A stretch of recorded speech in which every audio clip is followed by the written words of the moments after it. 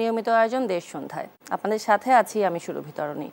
দর্শক, আমরা দেশ সন্ধ্যায় আলোচনা করব গ্যাস সংকট সমাধান কবে এই বিষয়টি নিয়ে। এবং দর্শক, আপনারা নিশ্চয়ই জানেন যে একসময় বাংলাদেশের অর্থনীতি সস্তা দেশীয় প্রাকৃতিক গ্যাসের সুবিধা পেয়েছে। বিদ্যুৎ, সার, শিল্প এবং গৃহস্থালির বড় অংশের চাহিদা কিন্তু এই গ্যাস থেকেই মেটানো হতো। কিন্তু গ্যাসের উৎপাদন কয়েক বছর ধরে কমছে। এই ঘাটতি পূরণ করতে এখন এলএনজি আমদানি করতে হচ্ছে।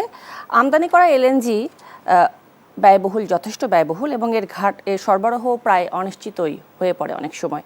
এবং আন্তর্জাতিক বাজারে আবার দাম বাড়লে বা সরবরাহের সমস্যা হলে তখন আবার বাংলাদেশই সরাসরি ক্ষতিগ্রস্ত হয়।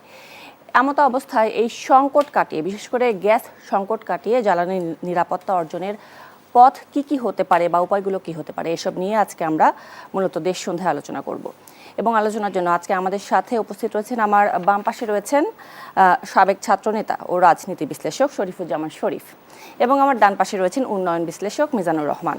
আপনাদের দুজনকে আজকে আমাদের দেশ সন্ধ্যার আয়োজনে স্বাগত জানাচ্ছি। আমি আলোচনা শুরু করতে চাই শরীফ ভাই আপনার কাছ থেকে, যেটি বলছিলাম আজকে বিষয় ঠিক করেছি গ্যাস সংকট সমাধান কবে। আসলে প্রশ্ন শুনতে অনেক সহজ শোনাচ্ছে, কিন্তু আসলে বলতে গেলে অনেক কিছুই, অনেক বিষয় চলে আসে, যেরকম কেন সংকট হলো, কার দায়টা কার, অর্থনীতিতে কি প্রভাব পড়ছে, এবং সরকার যে এই গ্যাসকে কেন্দ্র করে বা জ্বালানিকে কেন্দ্র করে যে 2 বছরের পরিকল্পনার কথা বলছে, এটা যথেষ্ট কিনা। পাশাপাশি এটা নিয়ে আপনার বিশ্লেষণ জানতে চাই। পাশাপাশি একদম মূল প্রশ্ন যেটা, যে বাংলাদেশের যে বর্তমান গ্যাস সংকট, এটি আপনার কি মনে হয় যে সাময়িক সরবরাহ সমস্যা, নাকি দীর্ঘদিনের জ্বালানি নীতির কোনো ঘাটতি রয়েছে এখানে, আপনার কি মনে হয়? ধন্যবাদ। অনেকগুলো প্রশ্ন। এখন পর্যন্ত এই সমস্যাটার সমাধানের যতগুলো পথ আমরা শুনেছি, যাদের কাছ থেকে শুনেছি, তার বেশিরভাগই টেকনিক্যাল এক্সপার্ট নন।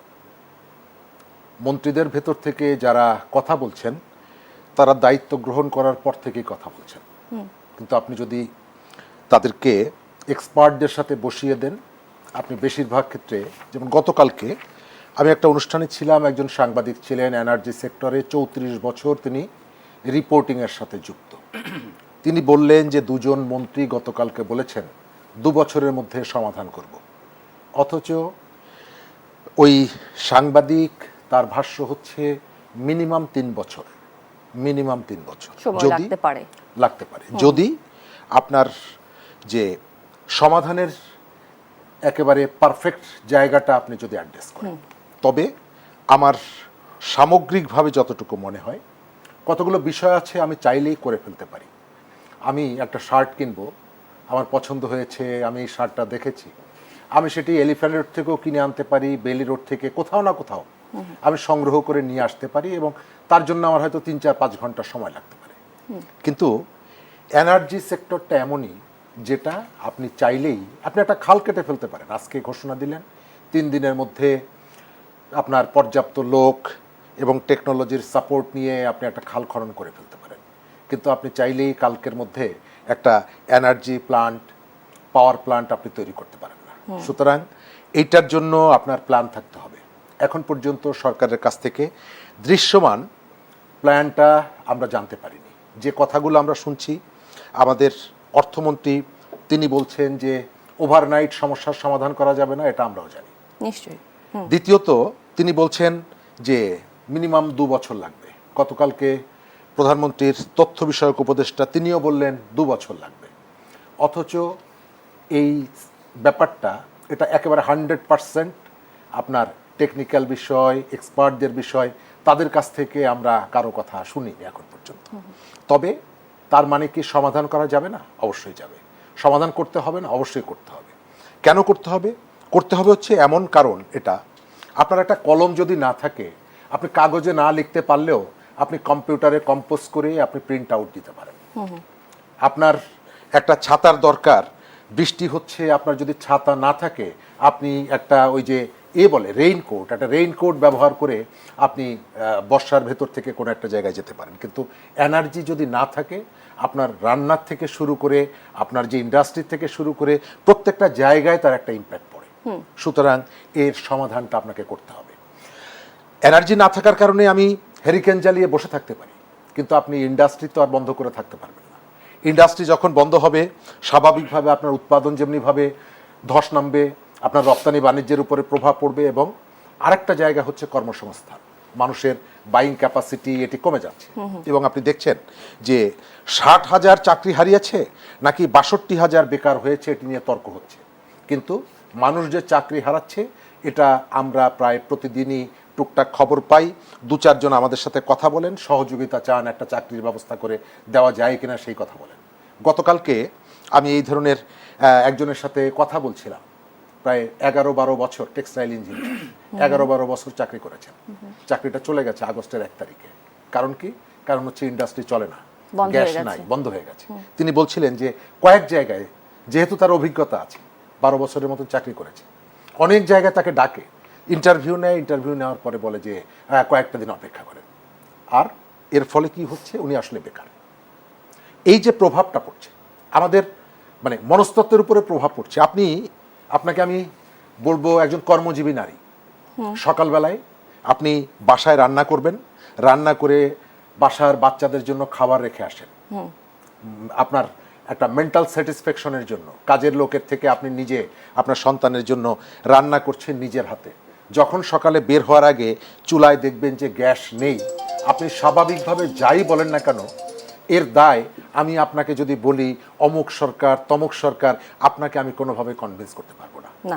আপনি এতদিন গ্যাস ব্যবহার করেছেন, টাকা নিয়েছেন, যারা ক্ষমতায় ছিল তারা লুট করেছে গ্যাস ইলেকট্রিসিটি, এই জায়গাগুলো থেকে তারা লুটও করেছে, সার্ভিসটাও দিয়েছে।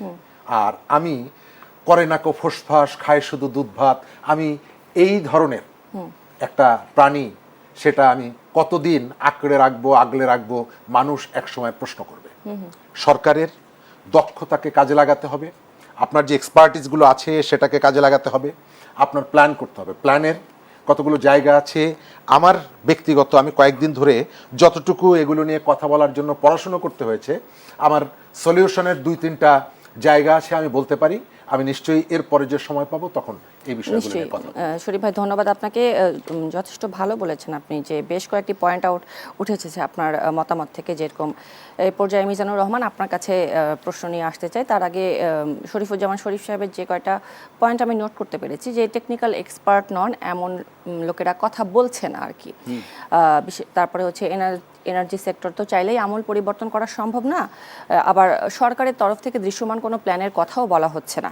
আবার একদিকে দেখা যাচ্ছে এর প্রভাবটা পড়ছে সরাসরি জনগণের উপর, কারণ জনগণ কর্মসংস্থান হারাচ্ছে, শিল্প কারখানা বন্ধ হচ্ছে, এবং সরাসরি যেটা হয় যে প্রভাবটা পড়ছে জনগণের উপর। আপনার কাছেও একই প্রশ্ন, যে আপনার কি মনে হয় যে বাংলাদেশের বর্তমানে যে গ্যাস সংকট বা জ্বালানি সংকট যেটাই বলি না কেন, এটার আসলে সাময়িক সরবরাহ সমস্যা বলে আপনি মনে করেন কিনা, নাকি দীর্ঘদিনের জ্বালানি নীতির ব্যর্থতার ফলাফল মনে করেন কিনা? সাথে আরেকটি প্রশ্ন করতে চাই, যে দেশে দৈনিক প্রায় 4 বিলিয়ন ঘনফুট গ্যাসের চাহিদার বিপরীতে যদি সরবরাহটা প্রায় 2.3 বিলিয়ন ঘনফুট হয়, তাহলে এই যে একটা বিশাল ঘাটতির ব্যাপারটা এখানে চলে আসছে, এই ঘাটতির জন্য আপনি আসলে দায়টা কার উপর বর্তায় বলে মনে করেন?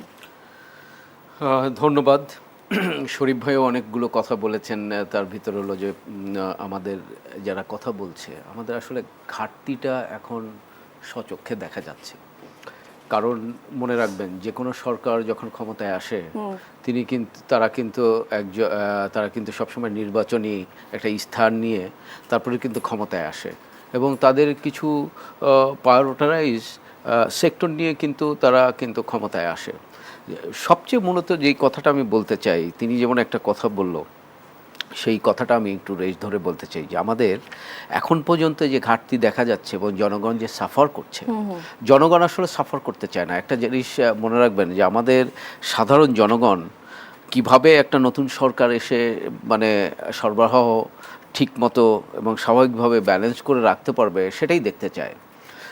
এর পেছনের রাজনীতি জনগণ, এই দেশের রাজনীতি বা সাবকন্টিনেন্টের রাজনীতি সবাই জানে, কিন্তু ঘাটতি কিন্তু জনগণ পছন্দ করে না। বললে, এবং সবচেয়ে বড় কথা, আমরা যাদের মাধ্যমে খবর পাচ্ছি, সেটা তথ্য পাচ্ছি, সেটা টিভি হোক আর পেপার মিডিয়া হোক, আমরা কিন্তু টেকনিক্যাল এক্সপার্ট এখন পর্যন্ত আমরা কিন্তু তাদের মুখোমুখি হতে পারছি না। কেন হতে পারছি না? এটা বিভিন্ন কারণ থাকতে পারে। তবে তার সাথে আমি একমত যে এই এই এই এই ডোমেনটা নিয়ে কাজ করা দরকার। কিন্তু তার আগে আমি একটু বলতে চাই যে গ্যাস কতটা ইম্পর্টেন্ট। এই মুহূর্তে জ্বালানির প্রধান সোর্স কিন্তু গ্যাস ছাড়া বিদ্যুৎ উৎপাদন হবে না। বিদ্যুৎ যদি না উৎপাদন হয় তাহলে আমাদের শিল্প কারখানা বাঁচবে না। শিল্প কারখানা যদি না বাঁচে আমাদের যে শ্রমিক তারা বাঁচবে না। তারা যদি না বাঁচে আমাদের উৎপাদন ব্যাহত হবে। উৎপাদনের সাথে আমাদের রিলেটেড এক্সপোর্ট এবং ইম্পোর্ট, সর্বোপরি আমি যেখানে যেতে চাই একদম ডাইরেক্ট হিট করবে কিন্তু আমাদের অর্থনৈতিক বলয়কে, এবং এই অর্থনৈতিক বলয়ের উপরই নির্ভর করবে আমাদের কিন্তু ভবিষ্যতে এই দেশটা, তাদের জিডিপি, তাদের উন্নয়ন সব কিছুই কিন্তু এর উপরে, মানে একটা আর একটার সাথে যুক্ত। এখন আসি যে গ্যাসের চাহিদার মানে গ্যাস ঘাটতিটা বা গ্যাসের চাহিদা কোন সেক্টরে কত % করে দেয়। আমি একটু তথ্য দিতে চাই গ্যাস কত বড় ইম্পর্টেন্ট একটা জ্বালানি। আমাদের বিদ্যুৎ সেক্টরের 41% গ্যাস সেক্টর থেকে আসে, গ্যাস সেক্টর পূরণ করে। আমাদের শিল্প প্রতিষ্ঠানে 19% চাহিদা এবং এটা পূরণ করে। আমাদের ক্যাপটিভ পাওয়ার সেটাতে 17% গ্যাস চাহিদা পূরণ করে, এবং আমাদের যে আবাসিক চাহিদা আছে গ্যাসে সেটাতে 11% চাহিদা পূরণ করে। এবং আমাদের সার উৎপাদন, যে আমাদের মোটামুটি আমাদের যে কৃষি ক্ষেত্র, কৃষির যে মূল কি সারের উপরে নির্ভর করে আমাদের কিন্তু কৃষি উৎপাদন, সেটাও কিন্তু 6% পূরণ করে এই গ্যাস। কিন্তু মানে ভেরি আনফর্চুনেটলি এটা বলতে হয় যে আমাদের দেশে কিন্তু প্রতিদিন প্রায় 150 মিলিয়ন ঘনফুট কিন্তু গ্যাস উৎপাদন এমনি কমে যাচ্ছে, দেশীয় গ্যাস। এর সাথে যে আমাদের গ্যাসের যে সরবরাহ বা চাহিদা, সেটা যদি আপনাকে তুলে ধরি, এটা আমি আপনাকে একটু ইন্টারাপ্ট করি এখানে। আমরা যদি এখানে বলি যে মহেশখালীর এলএনজি টার্মিনালের সমস্যার কথা আমরা জানি, এবং আন্তর্জাতিক বাজারে এলএনজি সরবরাহের বিঘ্ন, এগুলো তো আমরা জানি। তো আপনার কি মনে হয় যে এগুলোই মূল কারণ বর্তমান সংকটের জন্য? এইটা আসবো, আমি একটু তথ্য দিয়ে ওখানে যাচ্ছি, আমি এক এক করেই যাচ্ছি, ওখানে অবশ্যই আসবো। আমরা এখন দেখব যে মানে জনগণকে তো আসলে তথ্য জানতে হবে। জনগণ যদি তথ্য না জানে তাহলে জনগণের ভেতরে আমাদের সরকারটার বয়স কিন্তু খুব বেশি না। আমি চাচ্ছি এখানে যে আমরা আপনার অনুষ্ঠানে আসি, আমরা একটা তথ্য নিয়ে আসতে চেষ্টা করি, কারণ আমরা কোনো সময়, অন্তত আমি খুব পজিটিভ মানুষ। আমি চাই দেশের উন্নয়ন, সে যে কোনোভাবেই হোক। আমি চাই আমার দ্বারা, যদি বিরোধী দল হোক, সরকারি দল হোক, যে কোনো নাগরিক হোক, আমার একটা কথায় বা আমার একটা কাজে যদি এ দেশের উপকার হয়, আমি কিন্তু সেটাতে খুব খুশি। আমি খুবই অপটিমিস্টিক, দেশ এগিয়ে যাবে।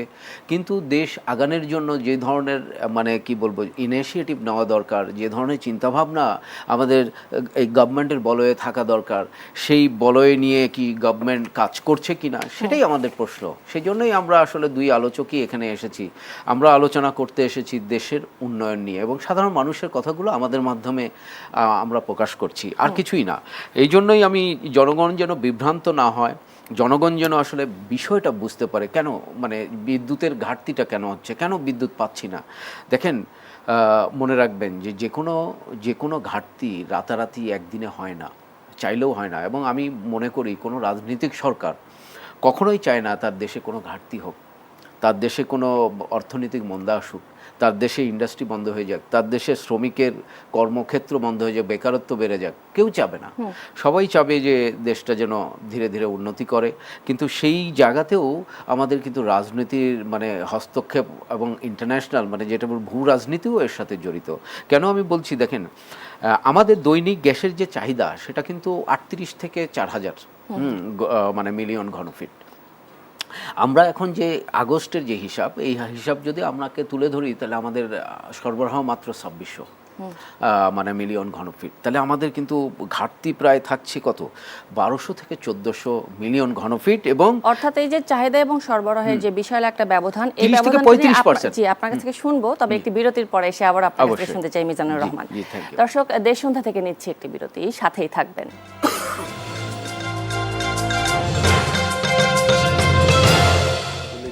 করি একটি মুখের হাসির জন্য অস্ত্র ধরি, সেই স্বপ্ন বাস্তবায়িত হয়নি।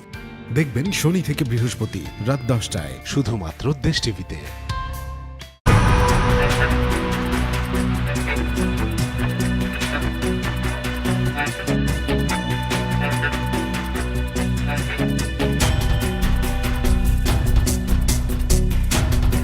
সবাইকে ওয়েলকাম করছি দেশ টিভির ব্র্যান্ড নিউ শো স্টার লাউঞ্জে।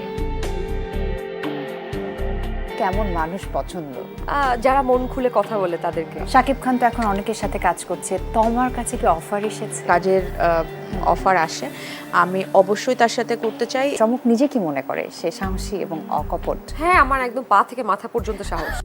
প্রিয় তারকার অজানা গল্প, হাসি আর জীবনের নানা রং নিয়ে দেশ টিভির সেলিব্রিটি শো। ভিলেন হিসেবে মিশা সওদাগর কখনো কোনো বিব্রতকর পরিস্থিতিতে পড়েছে? বাচ্চা আমাকে দেখে ওই মিশা গুন্ডা, তখন আমি খুব রেগে গিয়েছিলাম। এগুলো বলতে হয় না, বললে নজর লাগে।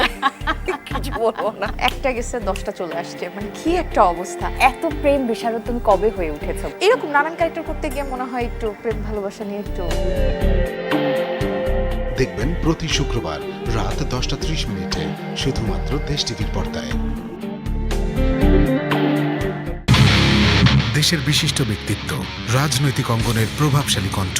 দেশের যদি আমরা অর্থনৈতিক উন্নয়ন করতে চাই, তাহলে আমি মনে করি নির্বাচন অত্যন্ত জরুরি। আশা যা তখন করলাম যেটা তুঙ্গে ছিল, এই আশা আস্তে আস্তে কমে যাবে, মরে যাবে, বিয়ে যাবে, এটাই স্বাভাবিক। শিক্ষা নিয়ে কোনো কমিশনই হয় নাই, অথচ বলা হয়েছে শিক্ষার 12টা বাদ দিয়েছে বিগত সরকার। কোনো একটা বিষয়ে সংযুক্ত হই যত তাড়াতাড়ি, বিযুক্ত হই তারও চেয়ে দ্রুত গতিতে। চিন্তা, দর্শন আর ভবিষ্যৎ পথ চলার অনন্য আলাপচারিতা। যে সরকারকে আমরা তাড়ালাম, তার সঙ্গে এই সরকার যেভাবে চলছে কোনো পার্থক্য নাই। প্রত্যেকবার জনগণ ছিল বলেই কিন্তু বাংলাদেশের এই আন্দোলন ঘটানো সম্ভব হয়েছিল। আমরা শেখ হাসিনা মুক্তিযুদ্ধের চেতনা নেই না, এটা ফালতু। সরকার এই যে ধোঁকাবাজিগুলো করছে, এই পুরো কাজটাই সরকার করছে। স্বপ্নধরা, দেশ সংলাপ, পাওয়ার্ড বাই স্বপ্ন ট্যুর। দেখবেন প্রতি মাসের দ্বিতীয় ও চতুর্থ শনিবার ঠিক সকাল 11টায় শুধুমাত্র দেশ টিভির পর্দায়।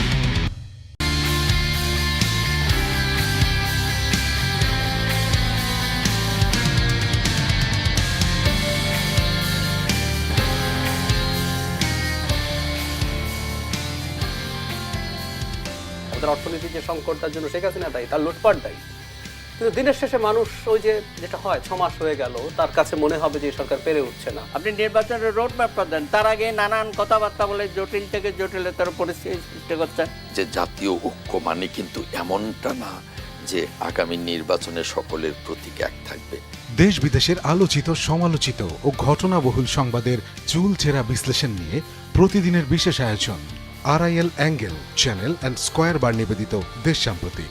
কোনো ধরনের পরিবর্তন আমরা না দেখতে পারি আইন শৃঙ্খলা পরিস্থিতিতে, তাহলে দুর্বল বলা ছাড়া আমার কোনো উপায় নেই। আমি এটা বলতে চাই না, আমরা সবাই চাই যে এই সরকার সফল হোক। আছি দেশ টিভির নিয়মিত আয়োজন দেশ সন্ধ্যায়। আজ আমরা দেশ সন্ধ্যায় কথা বলছি গ্যাস সংকট সমাধান কবে এই বিষয়টি নিয়ে, এবং এ পর্যায়ে শরীফুজ্জামান শরীফ আপনার কাছে জানতে চাই যে সরকার বলছে যে গ্যাস সংকট সহনীয় পর্যায়ে আনতে প্রায় 2 বছর সময় লাগতে পারে, কিন্তু এই আগামী 2 বছরে যদি শিল্প উৎপাদন কমে যায়, বিদ্যুৎ উৎপাদন কমে যায় এবং বিনিয়োগকারীরা বাংলাদেশ থেকে মুখ ফিরিয়ে নেয়, তাহলে যে এই যে 2 বছর ধরে যে অর্থনীতির একটা বিশাল ক্ষতি হয়ে গেল, এই ক্ষতির দায়টা আসলে কে নেবে?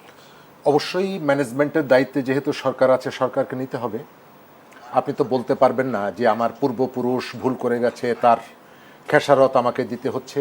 যেহেতু আপনাকে আমি ভোট দিয়েছি, আমার কাছ থেকে আপনি প্রতিশ্রুতি নিয়েছেন এবং প্রতিশ্রুতি দিয়েছেন।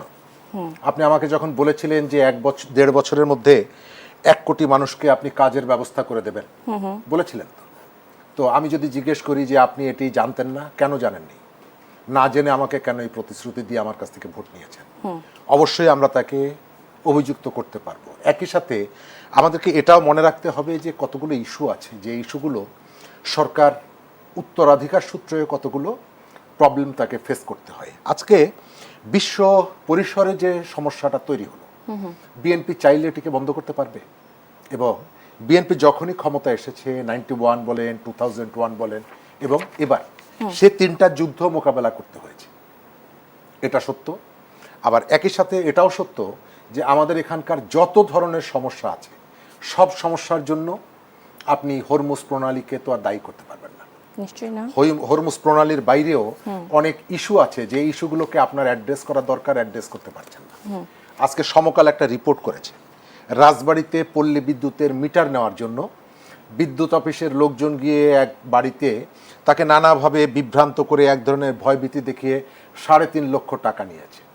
তো ওই মানুষটার, এটি হচ্ছে আপনার ম্যানেজমেন্টের সমস্যা। আপনার সার আছে, গুদামগুলোতে সার আছে, সরকার একটা দাম ঠিক করে দিয়েছে, কিন্তু সেই দামে সার পাওয়া যাচ্ছে না এবং ইতোমধ্যেই এক জায়গায় লুট হয়েছে। আর আজকে দিনাজপুরে একটা জায়গায় একটা গোডাউন ভেঙে সেখানে অবৈধভাবে মজুত করে রাখা সার উদ্ধার করা হয়েছে। আর একটু আগে আমাদের একজন মন্ত্রী এসে বললেন এগুলো সবই হচ্ছে অতিরঞ্জিত, এটা মুখরোচক প্রচার, আসলে সমস্যা নেই। তো মন্ত্রী তো সার কিনতে যান না, সুতরাং সার পাওয়া যায় কি যায় না এটি ওনার আলোচনার বিষয় না। উনি হয়তো কাউকে দিয়ে যদি খোঁজ নিতে পাঠান, স্বাভাবিকভাবে স্যার কি শুনতে চায়, যে খবরটা নিতে যায় সে এসে স্যারকে ওই কথাটাই বলে যাতে স্যার খুশি হন। কিন্তু কৃষক যে সার পাচ্ছে না, বিক্ষোভ করছে, গোডাউন ভেঙে লুট করছে, এটা তো আর অস্বীকার করতে পারবেন না। এবং যদি সারটা সরকার নির্ধারিত দামে অ্যাভেলেবেল হতো তাহলে কখনোই একজন কৃষক গোডাউন ভেঙে সার লুট করতে যায় না, এটা সরকারকে বুঝতে হবে। জি, তাহলে শরীফুজ্জামান শরীফ, আমরা তো এটাও জানি যে গ্যাস চুরি হচ্ছে, অপচয় হচ্ছে, পাচার হচ্ছে, এবং এটি নিয়ে ভ্রাম্যমাণ আদালতের যে ভূমিকা আমরা দেখতে পাচ্ছি বা আপনি দেখতে পাচ্ছেন, বিশেষ করে আপনি তো রাজনীতি বিশ্লেষক, মানে মাঠে ময়দানে আপনি রাজনীতি করে এসেছেন বছর পর বছর ধরে, আপনি আসলে কি দেখতে পেলেন এতগুলো বছরে, বা এখন কি দেখতে পান এই যে গ্যাস চুরি হচ্ছে, পাচার হচ্ছে, অপচয় হচ্ছে, এসব নিয়ে? আমি তো ম্যানেজমেন্টের ত্রুটি দেখি, এটা তো আপনি বললেন। হ্যাঁ, লার্জ স্কেলে কতগুলো আছে। এই যে ঢাকা শহরে আপনি যখন যান, ফুটপথে যে দোকানগুলো দেখেন যে বিদ্যুৎটা ব্যবহার করছে, এই বিদ্যুৎটা কোথা থেকে আসে? এই বিদ্যুতের দাম কি আমরা পাই? সরকার পায়। আবার ব্যাটারি চালিত রিকশা, ব্যাটারি চালিত যে রিকশা, এখন ব্যাটারি চালিত রিকশা এদের আবার একটা কর্মসংস্থানের জায়গাটা আছে, কিন্তু যে মানুষটা দিনে 1000 টাকা ইনকাম করে কোনো একটা মাধ্যম দিয়ে, স্বাভাবিকভাবে তার কাছ থেকে আপনি 20টা টাকা সরকারকে দিবে না, এটা নিশ্চয়ই সে দাবি করবে না। অথবা এই যে ফুটপথের যে দোকানগুলো অতিরিক্ত যে বিদ্যুৎটা ব্যবহার করছে, চুরি করে যে বিদ্যুৎটা ব্যবহার করছে, এটা কি কেবল তারা ব্যবহার করছে? মাস্তান পরিবর্তন হয়েছে, সরকার পরিবর্তন হয়েছে, এখান থেকে কি চাঁদাবাজি হচ্ছে না? তাহলে আমার শহরের ফুটপাত আমি কেন দলীয় মাস্তানদেরকে ভাড়া নেওয়ার জন্য একটা আয়োজন করে দিব? সেকেন্ড হচ্ছে, আমার ঘরে বিদ্যুতের জ্বলছে না, আমার সন্তান রাতে ঘুমাতে পারছে না, আমি কেন সেই বিদ্যুৎ দিয়ে কাউকে এই আপনার দোকান ব্যবহার করা বা ফুটপথে দোকান বসানোর সেই সুযোগটা করে দিব? এটা বন্ধের দায়িত্ব কার? এটা বন্ধের দায়িত্ব সরকারের। কিন্তু সরকার সবকিছুই জানে এবং সরকার, প্রত্যেকটা সরকারই মনে করে যে তার একমাত্র কাজ হচ্ছে তার যে পলিটিক্যাল অপোজিশন যারা আছে তাদেরকে ধরে জেলে ঢুকানো, এটাই হচ্ছে তার একমাত্র কাজ। এবং সে মনে করে যে আইনের শাসন প্রতিষ্ঠা মানেই হলো আমি আমার প্রতিপক্ষকে যেভাবেই পাই না কেন ধরে নিয়ে আসবো, ধরে জেলে ঢুকিয়ে দেবো এবং এর ভিতর থেকে আমার দায়িত্ব শেষ হয়ে যাবে। এটা আগেও ছিল, এখনো আছে। আমি এই আলোচনাটা একটু লম্বা, নিশ্চয়ই আপনি বিরতিতে যাবেন, সেই কারণে সমাধানের যে জায়গাটা, আমি মনে করি কি এটা আসলে সেমিনার না, সুতরাং আমার আলোচনাটা আমি একটু টু দি পয়েন্ট করতে চাই। সেই কারণে আমি সমাধানের যে জায়গাগুলো আমি মনে করি, বা আমি এই সময়কালে এক্সপার্ট যারা আছেন, বুয়েটের 2-1 মানুষ আছেন যারা এই বিষয়গুলো নিয়ে কাজ করেন, অনেক বছর ধরে বিদ্যুৎ জ্বালানি সেক্টর ধরে কাজ করছেন, এদের যে ওপিনিয়নটা, তার উপরে আমি কথা বলবো হয়তো একটু সময় যখন পাবো তখন। আচ্ছা, ঠিক আছে শরীফুজ্জামান শরীফ, তার আগে আপনার কাছে একটি প্রশ্ন রেখে যাই যে আমরা যদি নতুন গ্যাস ক্ষেত্র উৎপাদনের নিয়ে ভবিষ্যতের দিকে যদি অগ্রসর হই বা ভাবি, বা ভবিষ্যতে ঘাটতি পূরণ করা হয় যদি আমরা ধরে নিতে পারি, তাহলে আজকের যে সংকট এটি আসলে কেন হলো? এটা কি সরকার, যেহেতু আপনি নিজেও সরকারের একটি অংশ, সরকার কখনো স্বীকার করবে কিনা যে বাংলাদেশের জ্বালানি পরিকল্পনায় দীর্ঘমেয়াদীর যে প্রস্তুতির একটা ঘাটতি দেখতে পাচ্ছি আমরা, বা আপনি দেখতে পান আপনার জায়গা থেকে, সেটি আসলে সরকার কখনো স্বীকার করবে কিনা, এটি নিয়ে আসবো আপনার কাছে শরীফুজ্জামান শরীফ। এ পর্যায়ে মিজানুর রহমান আপনার কাছে আসতে চাই। শরীফুজ্জামান শরীফ সাহেব বেশ কয়েকটি পয়েন্ট তুলে ধরলেন, তার মধ্যে হচ্ছে অন্যতম হচ্ছে যে সরকার চাইলেই কি এটা করতে পারবে কিনা, আর আপনি যেটা বলছিলেন যে চাহিদা এবং সরবরাহের যে বিশাল ব্যবধান বা বিশাল ঘাটতি, এটি নিয়ে হচ্ছে আপনি ব্যাখ্যা করতে যাচ্ছিলেন। দুটি মিলিয়ে আপনার কাছ থেকে আসলে বিশ্লেষণটা জানতে চাই যে সরকার কি চাইলেই আমূল পরিবর্তন ঘটাতে পারবে জ্বালানি সেক্টরে? প্রথম কথা হলো যে অবশ্যই আমি শরীফ ভাইয়ের সাথে একমত, একটা ম্যানেজমেন্ট ত্রুটি আছেই এই সরবরাহ নিশ্চিত করার জন্য। অবশ্যই এই জায়গায় আমি তার সাথে একমত, কারণ একটা সরকার যখন ইস্তেহার নিয়ে বা একটা প্রতিশ্রুতি নিয়ে জনগণের ভোট নিয়ে ক্ষমতায় আসে, তখন কিন্তু অবশ্যই তার খেয়াল রাখতে হবে যে আমি যে প্রতিশ্রুতিটা নিয়ে এসেছি, জনগণ কিন্তু জনগণ কখনো কিন্তু পেছনের দরজায় পেছনের দিকে যেতে চাবে না। নিশ্চয়ই তাদেরকে আমরা স্বপ্ন দেখাচ্ছি সামনে যাওয়ার জন্য। তাই কিন্তু কোনো সরকার, রাজনৈতিক সরকার যখন ক্ষমতায় আসবে, তখন যদি জনগণ দেখে আগের চাইতে আমার বর্তমান দিনটা ভালো যাচ্ছে না, তখনই কিন্তু প্রশ্ন আসে। এই জন্য আমাদের যেটা করতে হবে, আমাদের ফোরকাস্ট করে এই ক্ষমতায় আসা উচিত, এবং সেই ক্ষমতায় আসার আগেই আমাদের আসলে কি বলবো, দুঃখের জায়গাটা অনেক জায়গায়, কিন্তু যেহেতু আমি খুবই পজিটিভ মানুষ, আমি খুব অপটিমিস্টিক মানুষ, আমি যেটা বলতে চাই 55-56 বছর ধরে তো দেশ নিয়ে খালি মানে খেলাধুলাই চললো, আর মানে কি বলবো এক্সপেরিমেন্টই হলো।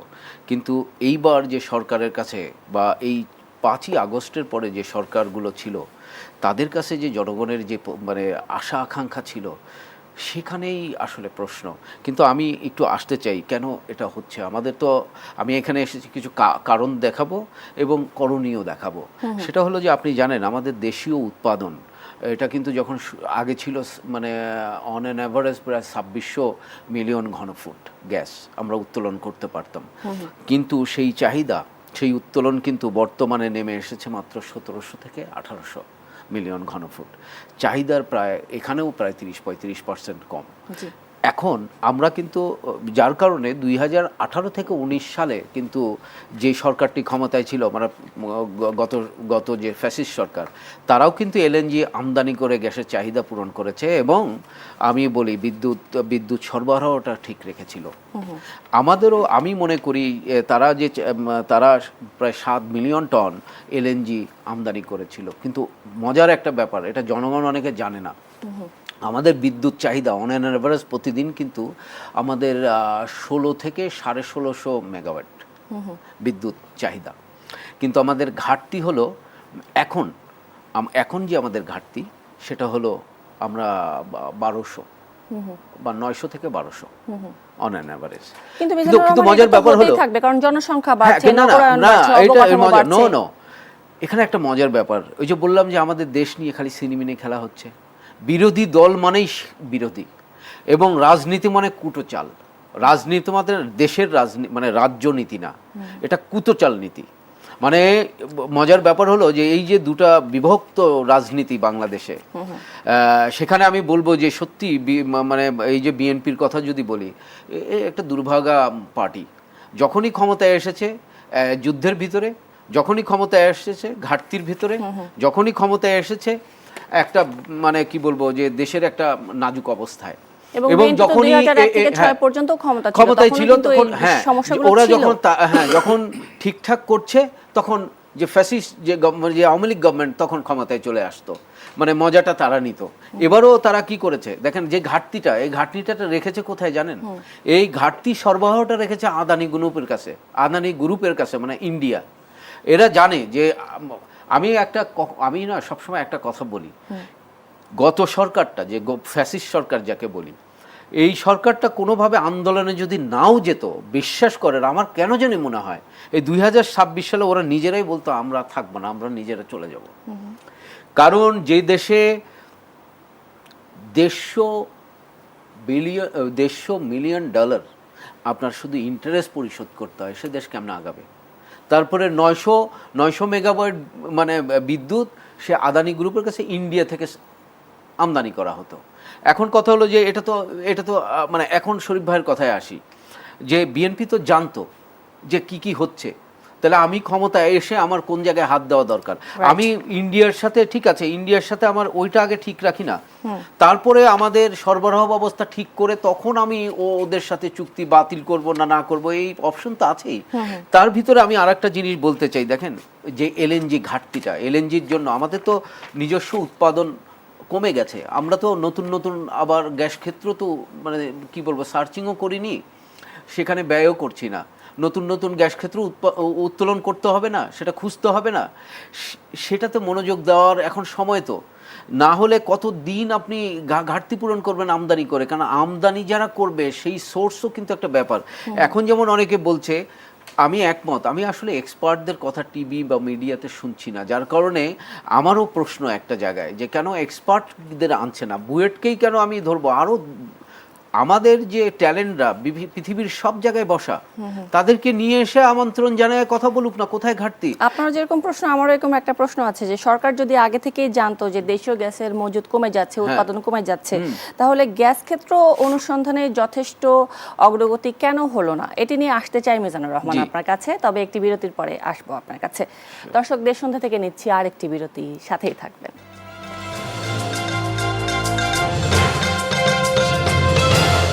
চাই বাংলাদেশে যেন একটাও রেপের ইনসিডেন্ট না হয়। স্ট্যাটিস্টিক্স বলছে গত 3.5 মাসে 947 জন হত্যাকাণ্ডের শিকার হয়েছেন। আমাদের মুক্তিযুদ্ধের সেই স্বপ্ন, একটি ফুলকে বাঁচাবো বলে যুদ্ধ করি, একটি মুখের হাসির জন্য অস্ত্র ধরি, সেই স্বপ্ন বাস্তবায়িত হয়নি। দেখবেন শনি থেকে বৃহস্পতি রাত 10টায় শুধুমাত্র দেশ টিভিতে।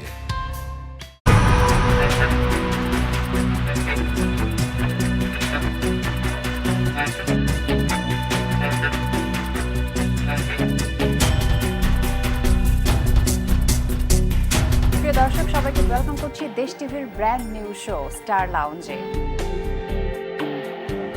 কেমন মানুষ পছন্দ?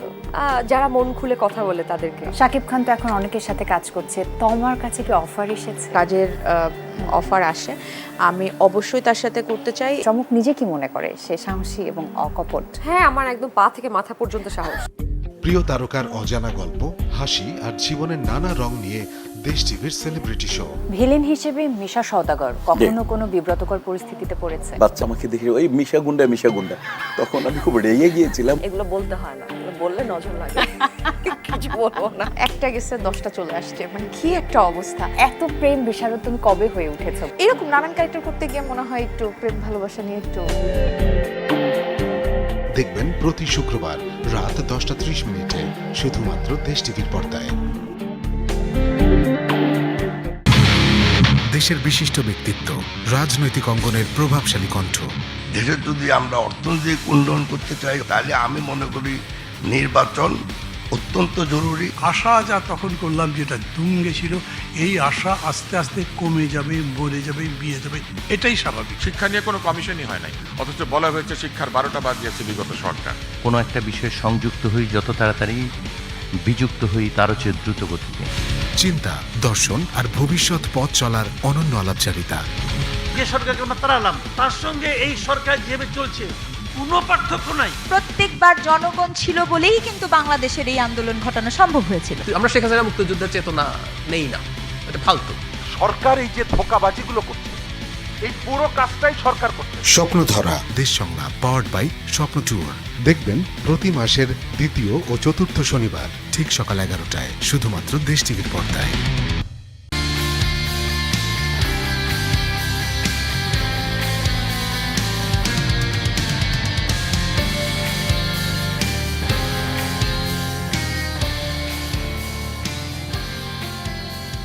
আমাদের অর্থনীতির যে সংকট, তার জন্য শেখ হাসিনা দায়ী, তার লুটপাট দায়ী। কিন্তু দিনের শেষে মানুষ ওই যে যেটা হয়, 6 মাস হয়ে গেল, তার কাছে মনে হবে যে সরকার পেরে উঠছে না। আপনি নির্বাচনের রোড ম্যাপটা দেন, তার আগে নানান কথাবার্তা বলে। আবারও আমন্ত্রণ জানাচ্ছি দেশ সন্ধ্যায়। আজকে আমরা দেশ সন্ধ্যায় কথা বলছি গ্যাস সংকট সমাধান কবে এই প্রসঙ্গে, এবং এ পর্যায়ে মিজানুর রহমান আপনার কাছে জানতে চাই যে বিরতিতে যাবার আগে আপনার কাছে প্রশ্ন রেখে গিয়েছিলাম। আমরা ধরে নেই সরকার যদি আগে থেকে জানতো যে বাংলাদেশের গ্যাসের মজুদ ও উৎপাদন কমে যাচ্ছে, তাহলে অনুসন্ধানের বেলায় যথেষ্ট গুরুত্ব কেন দেওয়া হয়নি? আপনার কি মনে হয়? খুব ভালো একটা প্রশ্ন করেছেন। দেখেন, আমাদের দেশের তো রাজনীতিবিদরা শুধু রাজনীতি কৌশলটাই জানে, যত টেকনিক্যাল বিষয় আছে রাজনীতি রিলেটেড, আবার মেগা প্রজেক্ট রিলেটেড, এসব জানে।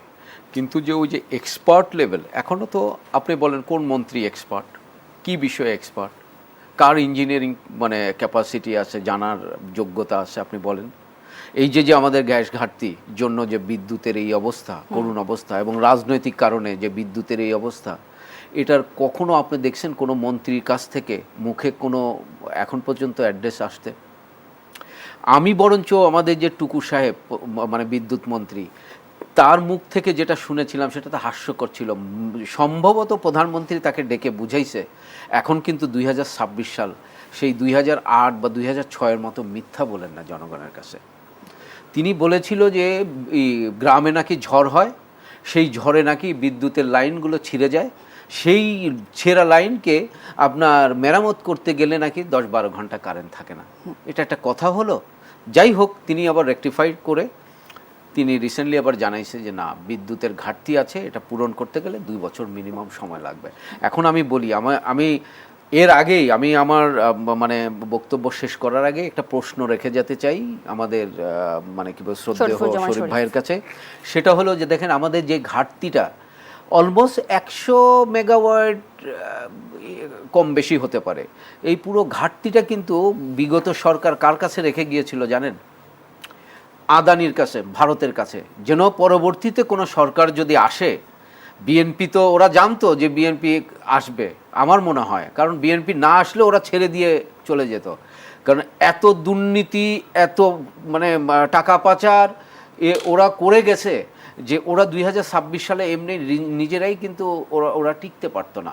এবং ওরা জানে যে ভারতের যেই মানে ছোবল ছিল, সেই ছোবলের হাত থেকে বাঁচতেও তাকে পালাতে হবে, যার কারণে ভারতের হাতে কিন্তু ওই ঘাটতিটুকু রেখে গিয়েছিল। কিন্তু আমার প্রশ্ন হলো, যদি ম্যানেজমেন্টটা ঠিক থাকতো, 6 মাসে এই ঘাটতিটা পূরণ করার যদি ব্যবস্থা নেওয়া হতো, যেমন ধরেন সত্যি কি ওই বিএনপির, বললাম না যে বিএনপি দুর্ভাগা একটা দল, মানে ও মানে কি বলবো, খুবই কি বলবো যে বিএনপির ভাগ্যটা ভালো না, কারণ সব সময় আসে ওই যে বললাম যে একটা সমস্যার ভেতরে, সেই সমস্যা উতরাতেই আর একটা দল চলে আসে। তখন জনগণের, এই দেশের জনগণ তো আবার বেশি বোঝে, এই দেশের জনগণ ভাবে যে মনে হয় ওই সরকারটি করে গেছে। আসলে তা না, বিএনপির এখন অনেকগুলো ডিলেমা আছে, এগুলির ভিতর দিয়ে এখন যাচ্ছে। তবে আর একটা জিনিস বলি, সমালোচনার মানে হাত মনে হয়, সমালোচনার মুখ এই বিএনপির আমলেই মনে হয় মুখরোচক থাকে, মানে টিভি মিডিয়া আল্লাহর রহমতে যে যা পারছে তাই বলতে পারতেছে, তাও মানে জনগণের তাও খুশি না, তাও ওই আগের সরকার ভালো। কারণ কি, ওই যে ঘাটতিটুকু, বিদ্যুতের ঘাটতি, এটা জনগণ পছন্দ করছে না। এটা সুরাহা করতে গেলে আমাদের কি করতে হবে? আমাদের বর্তমানে এখন ভালো ভাসমান যে এলএনজি টার্মিনাল মাত্র 2টি আছে, এটা 4টি করতে হবে। তবে খুব খুশির খবর, এটা কিন্তু এই 2টা যদি তৈরি করতে হয় মিনিমাম 2 বছর 2.5 বছর লাগবে চায়না থেকে, কিন্তু এটা রেডিমেডই একটু বেশি দরে কিনতে যাচ্ছে মনে হয় সরকার। যদি এটা যায়, আমার মনে হয় যে বিদ্যুতের যে ঘাটতি অনেকাংশে ওই 6 মাসের ভিতর পূরণ হয়ে যাবে। আচ্ছা, কিন্তু আরেকটা জিনিস আপনাকে বলি, আমাদের কিন্তু এর সাথে সাথে এই যে আমাদের কিন্তু কোনো এলএনজি ল্যান্ড বেস কিন্তু টার্মিনাল এখনো হয়নি, এটা কিন্তু করে ফেলতে হবে যে কোনোভাবে। এই সাথে শুধু এই এলএনজি বেস টার্মিনাল করলেই কিন্তু ঘাটতি ইন ফিউচারে পূরণ হবে না। পূরণ হতে গেলে আমাদের এখন অনুসন্ধানে নামতে হবে গ্যাসের। অনুসন্ধান করে আমাদের দেশে, যেহেতু গ্যাসের সবাই বলছে, এক্সপার্টরাও বলছে আমাদের দেশে গ্যাস ক্ষেত্র পাওয়া যাবে, অনুসন্ধান করলেই পাওয়া যাবে। এবং অনেক জায়গাগুলো তো আপনারা জানেন যে বুদবুদ করে গ্যাস বেরোচ্ছে জমি জায়গা দিয়ে, সেখানে এখন পর্যন্ত অনুসন্ধানের কোনো খবর নাই। এর সাথে সাথে আমি যেটা বলি যে শুধু এলএনজির আমি টার্মিনাল করলাম, কিন্তু এলএনজি সরবরাহকারী দেশের সোর্স তাদেরকে কিন্তু এখনই ঠিক করে রাখতে হবে। আপনি জানেন যে এত এলএনজি সবাই কিন্তু মানে সবার দেশেই কিন্তু এলএনজি দরকার, তাইলে তাদের ঘাটতি পূরণ না করে কি আপনার কাছে এক্সপোর্ট করবে তারা? তাহলে আমাদের অনেকগুলো দেশ এখনই ঠিক করে ফেলতে হবে। তা না হলে আমরা যদি 2-1টা দেশের উপর নির্ভর করি, আমাদের সামনে আবার ভবিষ্যতে আবার ঝামেলা ফেস করতে হতে পারে। যার কারণে এই যে মেগা প্রজেক্টটা, যেটার সাথে জনগণের আশা আকাঙ্ক্ষা একদম ওতপ্রোতভাবে জড়িত, মানে বিদ্যুৎ যদি না যায়, জনগণের ভিতরে এক ধরনের স্বস্তি থাকে, আর যাই হোক দেশটা মনে হয় ভালো যাচ্ছে। দেশ যতই এগিয়ে যাক, যদি বিদ্যুৎ ঘাটতি থাকে, জনগণের ভিতরে খুব একটা মানে কি বলবো যে একটা কাঁপুনি ধরে যায়, যে না জানি কি হয়ে যাচ্ছে, না জানি। আর এর ভিতর তো মানে মিডিয়া তো একদম ওপেন, এত গণতান্ত্রিক, আল্লাহর রহমতে যে যেমন পারছে সে যেমন ভাবে বলছে। এটা যদি আমি খালি ভাবি, এগুলি যদি হাসিনার আমলে হতো, আমার মনে হয় ক্রসফায়ারে আমরা 50 জন সাংবাদিক বা এই যে মিডিয়া ব্যক্তিত্বদের আমরা মানে দেখতে পারতাম যে হয়তো বা ক্রসফায়ার হয়ে গেছে। তো যাই হোক, আমরা এই মিডিয়ার এই যে মানে এই স্বাধীনতাটাকে, এটাকে রিটেন করাটাকে আমরা পছন্দ করি, জনগণ পছন্দ করে, জনগণ এই স্বাধীনভাবে বলতে পছন্দ করে। যাই হোক, বিদ্যুৎ ঘাটতির ভিতরে যে এই যে যেমন পারতেছে কথা বলতে পারছে, এটা একটা ভালো দিক। কিন্তু সেই সাথে আমাদের দেশের উন্নয়ন নিয়ে কাজ করতে হবে, অনেক কাজ বাকি। নিশ্চয়ই, এবং আপনি বেশ গুরুত্বপূর্ণ কতগুলো পয়েন্ট তুলে ধরেছেন মিজানুর রহমান। সময় থাকলে আমি আবারও আসবো আপনার কাছে। এই পর্যায়ে শরীফুজ্জামান শরীফ সাহেব, আপনার কাছে জানতে চাই যে যেটি মিজানুর রহমান বললেন যে দেশীয় অনেক ক্ষেত্রেই গ্যাসের অনুসন্ধান করা হচ্ছে বা হচ্ছে বুদবুদ করে গ্যাস বেরোচ্ছে, যেটা উনি একদম বললেন ওনার ভাষায় বলতে গেলে, সেই দিক থেকে সরকার আসলে বিষয়টিকে কেন গুরুত্ব দিচ্ছে না আপনার মনে হয়? তাছাড়া আমি আরেকটি প্রশ্ন, যে ইতিহাসের দিকে যদি আমরা তাকাই, যে এটাকে আমরা কি ইতিহাসের পুনরাবৃত্তি বলবো বা আপনি বলবেন, নাকি একই ধরনের জনদুর্ভোগ আবার ফিরে আসছে? কারণ 2001 থেকে 2006 পর্যন্ত বিএনপি যে শাসনামল ছিল, সেই সময় আমরা গ্যাসের সংকট দেখেছি, বিদ্যুতের সমস্যা দেখেছি, 8-9 ঘন্টা ধরে 10 ঘন্টা ধরে লোডশেডিংও দেখেছি, এবং বিভিন্ন পত্রপত্রিকায় এসব নিয়ে অনেক নিউজও হয়েছিল তখন। তাহলে সেই 2001 থেকে 6-এর বিএনপি শাসনের জনদুর্ভোগ কি আবার ফিরে আসছে কিনা? এটা তো জনসাধারণের প্রশ্ন এবং আস্থারও জায়গা বটে। ধন্যবাদ। আমি মিজান ভাইয়ের এবং মিজানুর রহমানের প্রশ্ন, মিজান ভাইয়ের আলোচনার মধ্যে প্রচুর আবেগ দেখলাম, ইমোশন দেখলাম, রিয়েলিটির ততটা নেই। প্রথমত, এনার্জি সেক্টর ম্যানেজমেন্টের ক্ষেত্রে বিএনপির একটা ঐতিহ্যগত প্রবলেম আছে। বিএনপি 2001 থেকে 6 পর্যন্ত যতদিন পাওয়ারে ছিল, তার শাসনের যতগুলো ক্ষত, সব ক্ষতগুলো এনার্জি সেক্টরকে কেন্দ্র করে। আপনি বিদ্যুৎ চেয়েছে, কানসাটে 9 জনকে গুলি করে মেরে ফেলেছেন। বিদ্যুৎ চেয়েছে আপনি আজকে, ঠিক আজকের এই দিনে আপনি ফুলবাড়িতে 3 জনকে মেরে ফেলেছেন। আপনি শনির আখড়ায় পিটিয়েছেন। তার মানে হলো যে এক একটা রাজনৈতিক দলের এক একটা সেক্টর আছে, সেখানে সে ম্যানেজ করতে পারে। বিদেশ থেকে বিদ্যুৎ আনা এটা সার্বভৌমত্ব বিরোধী না। পৃথিবীর বহু দেশ এক দেশ আর এক দেশকে এই জায়গাগুলোতে সহযোগিতা করে। আমরা ওই যেটা বললাম, যে আপনার এখানে শুধু বিএনপি যতটুকু সময় ক্ষমতা এসেছে, এটা রাতারাতি সমাধান করে ফেলতে পারবে এমনটা মনে করি না। এটা পুরন ঢাকার মৌলভীবাজার থেকে হ্যাসাক লাইট কিনে এনে জ্বালিয়ে দিলাম এমনটা না, কিন্তু তার একটা প্রিপারেশন থাকতে হবে। এখানে সর্বনাশের একটা বড় জায়গা তৈরি করে দিয়ে গেছেন ডক্টর ইউনূসের সরকার। আপনি যদি আজকে এলএনজি কেনার জন্য কাউকে দায়িত্ব দেন, ওয়ার্ক অর্ডারও দেন, এই এলএনজি আসতে আপনার 3 বছর সময় লাগবে। রাতারাতি চাইলেই আপনি সেটি পাবেন না। এই ভাবনাগুলো ডক্টর ইউনূসের সরকারের মাথায় ছিল না। তারা কেবলমাত্র ওই যে সংস্কার নিয়ে, এই যে দেখছেন এখন আলোচনা হচ্ছে দেশি নাগরিক না বিদেশি নাগরিক, ওই সরকারের যারা ছিল তারাও বলছে অমুক বিদেশি নাগরিক। আরে বাবা, এখানে একটা পুরো বিদেশি নাগরিকদের একটা সরকারই তো ছিল। ডক্টর ইউনূসের সাথে যারা ছিল তারা কি দেশি ছিল? এবং তাদের একটা এজেন্ডা ছিল। আমি জানি না যে বিএনপি এই জায়গাগুলো রিয়েলাইজ করে কিনা। বিএনপির পথে পথে কাটা বিছিয়ে গেছে ডক্টর ইউনূস। আপনি গত 2 দিন ধরে আলোচনার বাইরে চলে যাচ্ছি, তারপরে উদাহরণ হিসাবে বলি, আমাদের অর্থমন্ত্রী বললেন যে এই মুহূর্তে পে স্কেল আমরা ডিক্লেয়ার করতে পারবো না, কারণ হিউজ টাকার দরকার। একটা ইলেক্টেড গভর্নমেন্ট আসার পরে পে স্কেলটা তৈরি করতে আলাপ আলোচনা করে তৈরি করা উচিত ছিল। ডক্টর ইউনূস তো জানতেন যে তিনি দায়িত্বে থাকতে পারবেন না, তিনি কেন পে স্কেলের ঘোষণাটা দিয়ে চলে গেলেন? অর্থাৎ তার কাঁধের যে বোঝাটা আর একজনের উপরে চাপিয়ে দিয়ে, এবং সে দেশের মধ্যে মানুষের মধ্যে এখন বিএনপি যদি সময় যত যাবে পে স্কেল ঘোষণা করতে, মানুষের ক্ষোভ, মানুষ বলতে সরকারি কর্মকর্তা কর্মচারীদের ক্ষোভ ততই বিএনপির উপরে পড়বে। অথচ এই কাজটা বিএনপির করা না। আবার ওই যেটা বললাম যে বিএনপির জায়গা থেকে ভারতের যে ইস্যুটা নিয়ে এসেছেন, আমাদের মর্যাদার সাথে পারস্পরিক সহযোগিতা দরকার, কিন্তু আমাদের এখানে ভারতের ক্ষেত্রে ইস্যুটা হলো আমরা সবাই ভারতের সহযোগিতা চাই। যদি পাই খুশি হই, যদি না পাই ভারতকে গালাগালি দিই। আমাদের এখানে কে ভারতের সাথে সেই ধরনের সংযোগ রাখতে চায়নি? নরেন্দ্র মোদীর সরকার যেদিন ক্ষমতায় আসে, নির্বাচনে ফলাফল ঘোষণা করার পর বিএনপি ফুলের মালা নিয়ে ভারতীয় দূতাবাসে গিয়ে রেখে আসেনি? ওই দিন অফিস তো বন্ধ ছিল। তারপরেও ডক্টর ইউনূস সারা পৃথিবীর যেখানে গেছেন সেখানে জুলাই গ্রাফিতির বই নিয়ে গেছেন, কিন্তু নরেন্দ্র মোদীর সাথে দেখা করতে জুলাই গ্রাফিতির বই না নিয়ে পুরনো একটা ছবি তার সঙ্গে সেটি সংগ্রহ করে বের করে বাধাই করে সেটি উপহার হিসাবে নিয়ে গেছেন। কারণটা কি? কারণটা হচ্ছে ওয়াইলি খুশি করার চেষ্টা। আওয়ামী লীগের এই জায়গাটা ছিল একেবারে, মানে সে কোনো রাগঢাক করতো না, সে কোনো বাস বিচার করতো না বলার ক্ষেত্রে।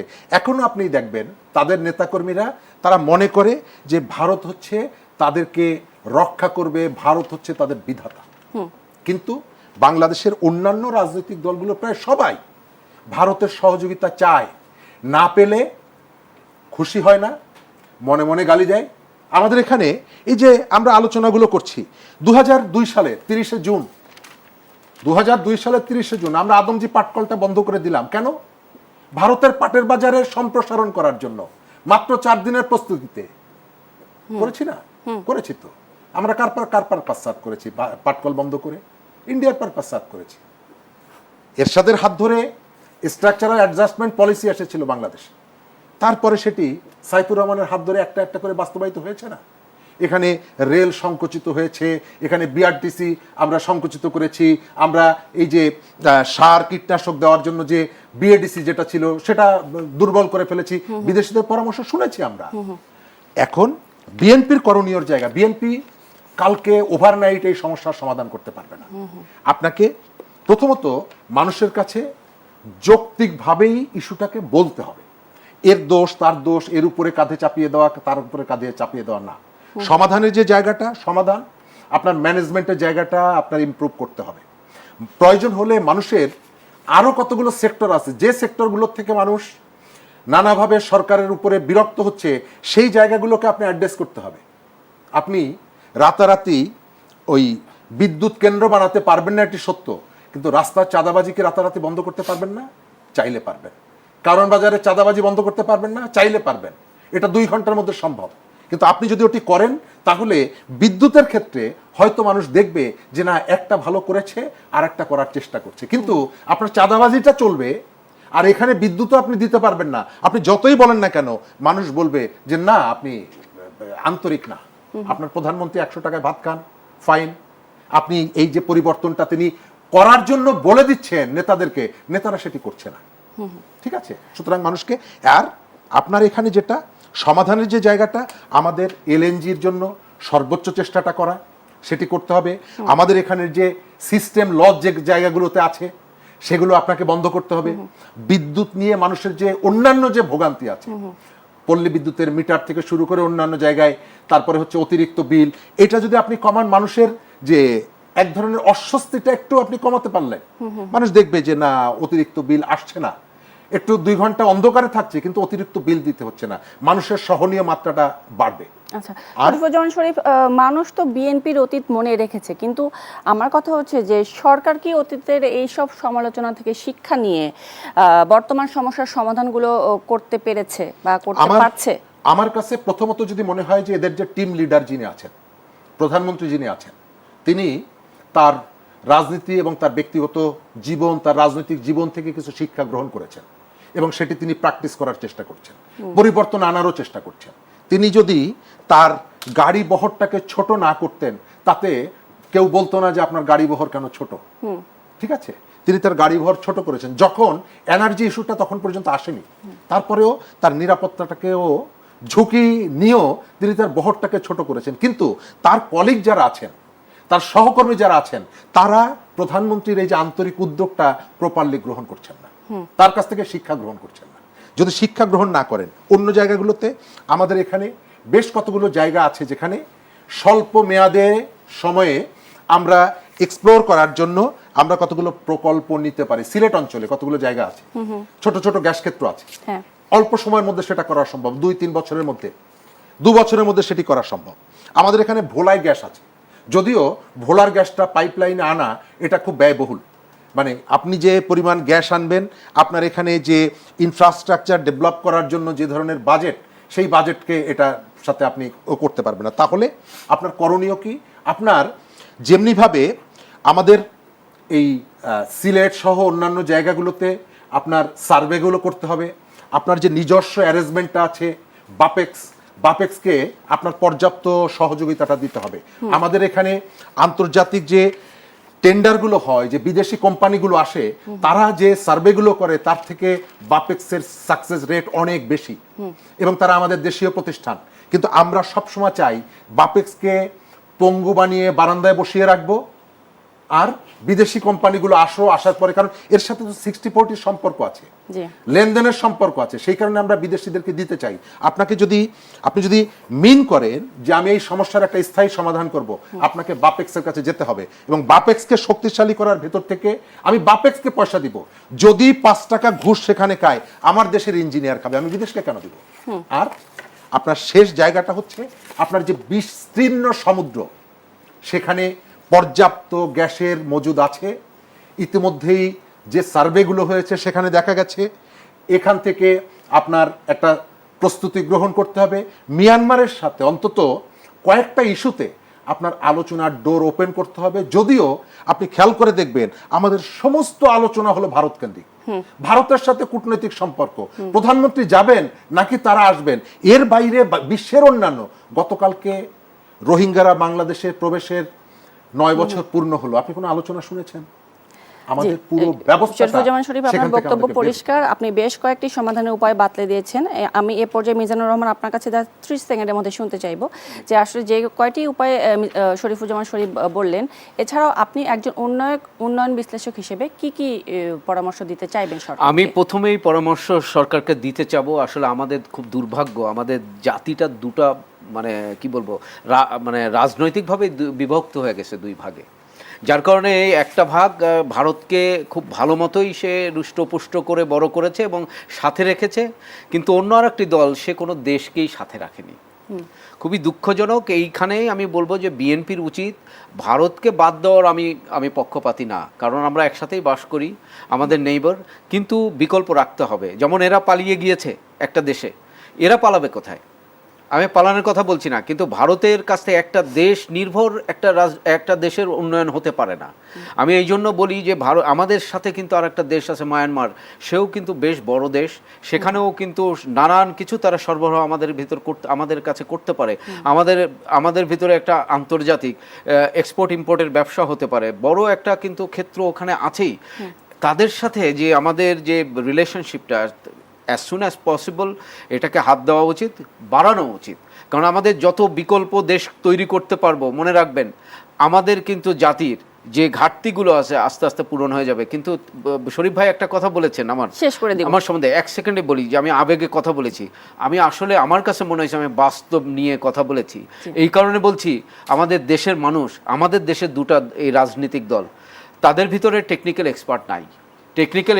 আবেগ এবং বাস্তব সবকিছু মিলেই আসলে আমাদের চিন্তা হয়। অসংখ্য ধন্যবাদ মিজানুর রহমান, তারপরে বলছি যে আমাদের সময় শেষ হয়ে গেছে, আজকে ধন্যবাদ শরীফ ভাইকে। দর্শক, দেশ সন্ধ্যা এ ছিল আজকের মতো। ধন্যবাদ সবাইকে সাথে থাকার জন্য।